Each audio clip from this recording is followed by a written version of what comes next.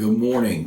Here we are at the end of the week, and looking forward to an unusual Memorial Day on Monday.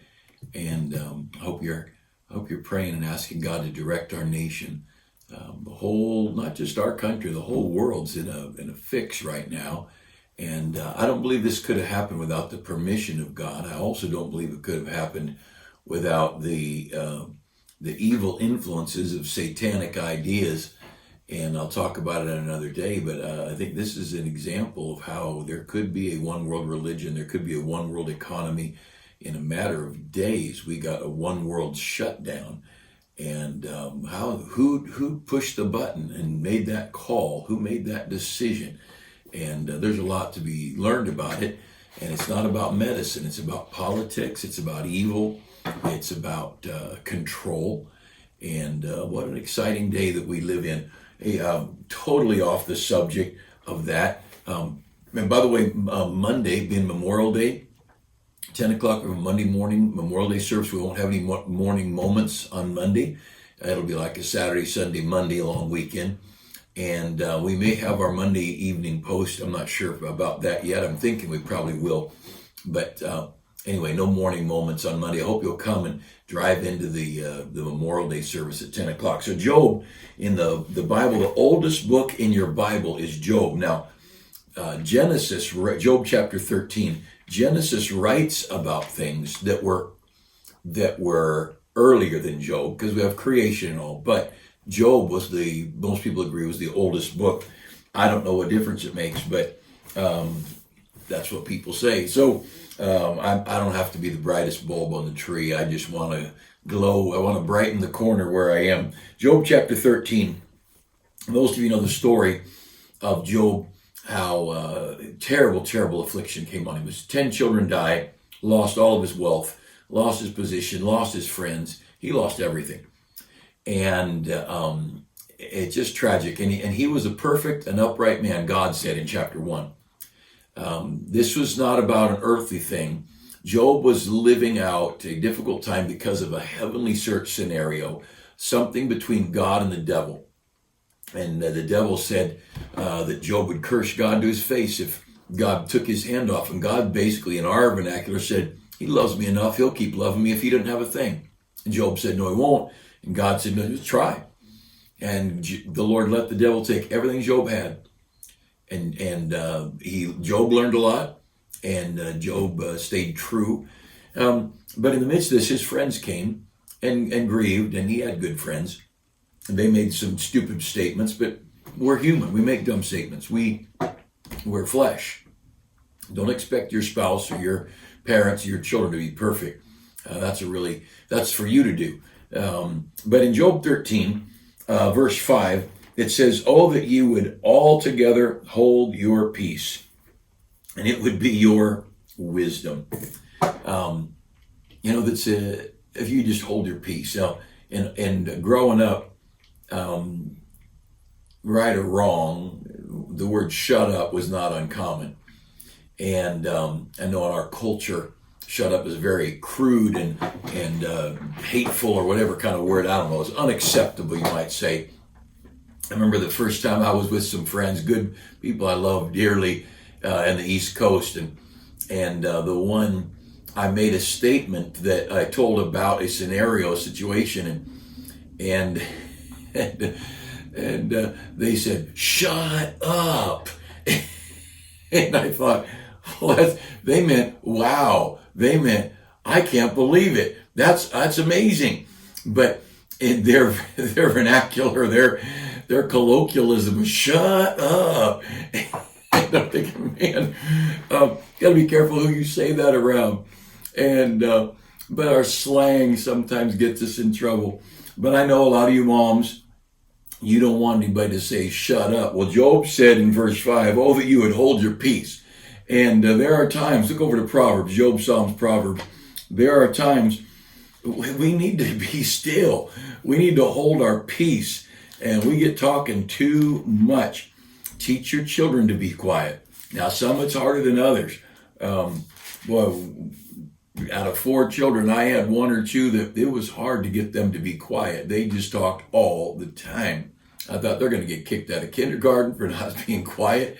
And God works out the details. But as a parent, you try, but we better at least be trying, parents. Proverbs chapter 11, look over at verse 12. He that is void of wisdom despiseth his neighbor, but a man of understanding holdeth his peace. You can tell if a person has understanding by their ability to hold back, their ability to not speak, their ability to be restrained. It's easy to spew. A fool uttereth all his mind, Proverbs says, but a wise man keepeth it until afterward. And so you look over to chapter 17 of Proverbs also. Proverbs got so much on the tongue. Proverbs chapter 17, and look down at verse 28. Even a fool, when he holdeth his peace, is counted wise, and he that shutteth his lips is esteemed a man of understanding. Well, it's getting pretty close to shut up. He that shutteth his lips is esteemed a man of understanding. We could say hold your peace. We could say shut your lips, shut your mouth, shut up. Look at Proverbs chapter 10. Go back a couple of pages here. And I just got several of these just to point out. And you ought to mark them in your Bible. I put an SP for speech next to all these. And I mark up my Bible. I want to be able to go find them. But Proverbs 10:19.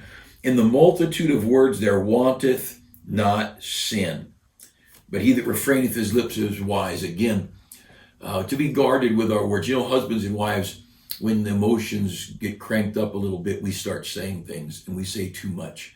And we hurt people. And you can't undo words. Now, quiet, which is in our home when things get tense, we get quiet. And that still hurts. If I walk away, it's better to walk away from an argument than to yell and scream and say things you regret. But the tension's still there. But it's not, there's not as many things to apologize for when you shut up. And you hurt people. There is that speaketh like the piercing of a sword, Proverbs says. Words pierce deeply into a child and into our spouse. And we ought to be so guarded and careful with our words. In fact, that verse it's the next verse, Proverbs chapter 12. Proverbs chapter 12, verse 18. There is that speaketh like the piercing of a sword, but the tongue of the wise is health. I remember sitting in my office many years ago with a young man, and a good young man, good, clean, faithful in our Christian school, good parents.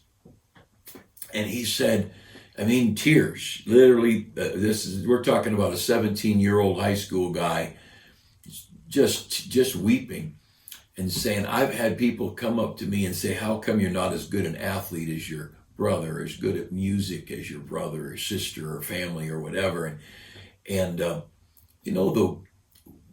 words are wounds that go down deep, and that's all past, and he's very successful in his career, and that's, you get over those things. But I'll tell you, nobody has a right to do those things. Nobody has a right to use their words to hurt people. I remember as a child, I'm going to say third grade, there was a girl much taller than the others. She was handicapped in some way. I don't know what it was.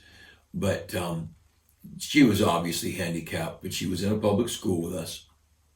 And I don't remember how it all happened, but she was in the playground, and she was head and shoulders taller than any of us. And she was a very large girl, and not fat, but just tall. And I was with a couple of guys, and they were making fun of her and calling her names. And I remember standing there looking at her face and looking at the hurt in her eyes and thinking, I cannot believe I am here, a party to this. And I don't believe I said anything, but I was there and I knew I was a party to it. And I think that was a turning point in my life when something was locked down that I don't want to hurt people. I don't want to use my tongue to hurt people. Another turning point as a child, younger yet, I don't know, might have been around the same time period, I don't know. But my mom mentioned out of the clear blue, I have no idea what brought it up. She said, you know the reason I named you Bruce? And I said, no.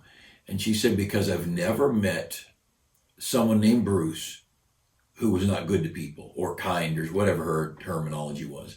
but wasn't good to people. Well, I'm with these guys in the playground and they're hurting this girl with their words. I hear my mom, the reason I named you Bruce is because I've never known a guy named Bruce that hurt people, that wasn't kind to people. And I'll tell you, I've made plenty of mistakes in the ministry, but I've labored to not hurt people. Now, I have said things that hurt people unintentionally. I've never intended to go hurt someone. I've never intended to hurt someone verbally, physically, otherwise. And I think I can confidently say in 44 years of ministry, any hurt I've caused, it's been incidental, accidental, and it's never been intentional or premeditated. And maybe there was somewhere along the way. It's been 44 years of ministry since I've started serving the Lord. And I couldn't say that every moment could be across my mind right now, but there's something as I began reading Proverbs and finding these scriptures. Look at Proverbs chapter 15. Proverbs 15 and verse 28.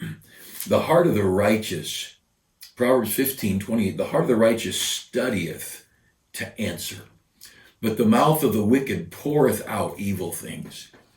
And you know, a righteous person, God says, is going to study how to answer. They're going to think through, they're going to plan, they're going to prepare.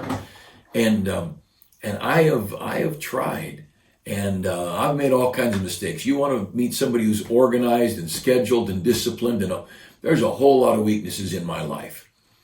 But I have labored to not hurt people. I've labored to not use my words to hurt people. And again, you get caught off guard, you say something. I know, I'm thinking of a time right now, I said something to my wife that hurt her, and I did not mean it to hurt her. I was looking at it from my side, and I had no intention of hurting her, but from her side, it was a very hurtful statement, and I apologized right away. I had no intention of hurting my wife. I would rather go for a walk than hurt my wife or somebody verbally. I've walked away from confrontations many times right in the middle of church. Not when I was preaching, but in the middle of the time before or after church, I've walked away. I've walked outside because I don't want to say things that are going to hurt people. I don't want to be in the middle. I'm not a brawler.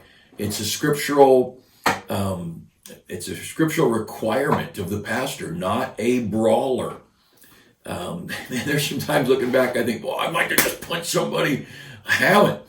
I can't do that. That can't be what I am. But you know what? The Proverbs talks about it over and over and over, how guarded we should be with our words.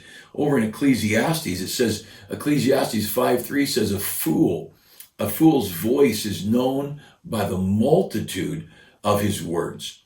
And I think here I am, my career is talking, and a fool's voice is known by a multitude of his words. Ecclesiastes 10:14, a fool also is full of words. Look over, there's so many verses here, but I just want to remind you today, let's be guarded with our words. We go into a weekend, and I know with this, with people being home a lot more, working from home, kids not at school, we're pressuring each other. Let's be a little more guarded with our words. Let's think. I remember the old Donald Duck cartoon, count to 10 before you get angry. And he just counted 10 really fast, and then he screamed.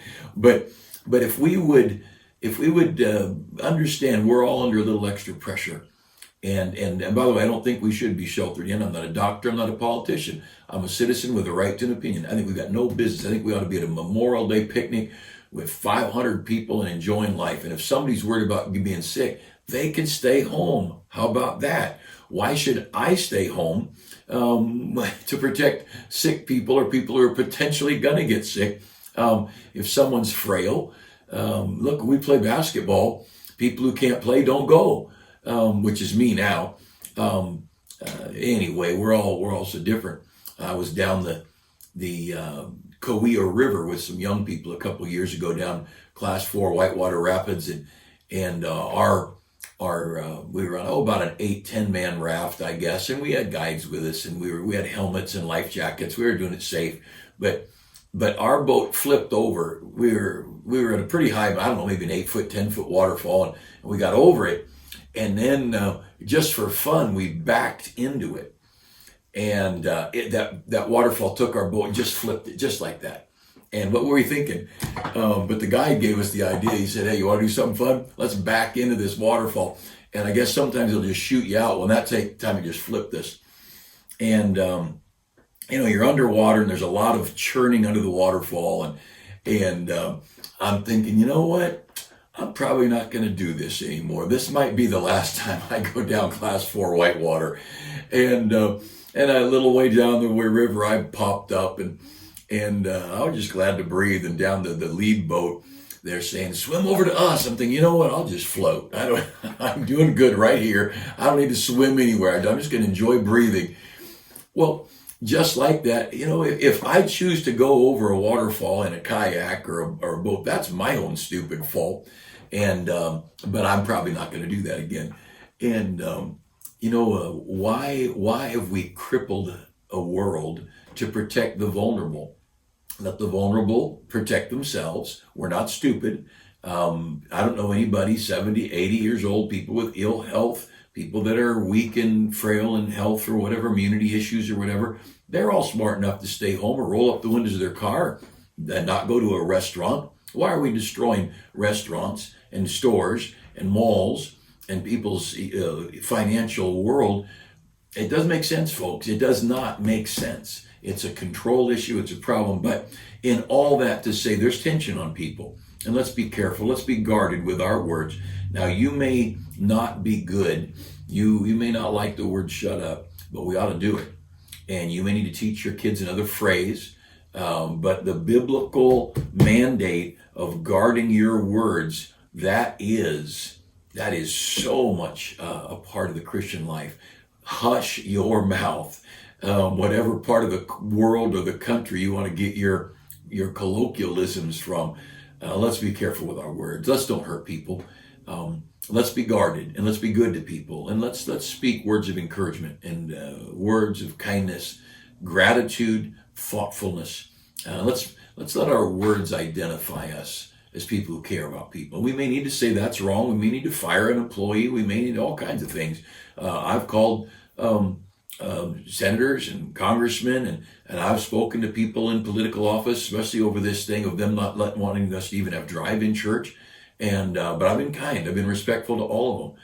I've told them, you have to understand this is unconstitutional. You have to understand this is wrong, what's going on. But it's sir and ma'am, and it's thank you, and I appreciate your time. And I don't know what they're facing. Hey, look, in this culture politically, who knows, but that somebody up the ladder is saying, if you don't do thus and such, we're going to kill your children. Like General Flynn, admitting to doing something he never did because they said they'd destroy his child. You and I don't know what's going on up the ladder of corruption. I guarantee you, the higher the ladder you go, the more deep in the sewer you are. And so let's be good to people among us. Let's love one another. Let's guard our words. Let's be good to people, even the people who are stupid. Amen. Let's be good to folks. Have a great Friday. Friday evening post, Thursday and Friday. I'm talking about our origins of our church, where they came from, where churches came from, religious groups. And then we're taking some time on soul winning. You're going to enjoy hearing some soul winning hints, and I hope it'll be a blessing to you. Have a great Friday and a great weekend.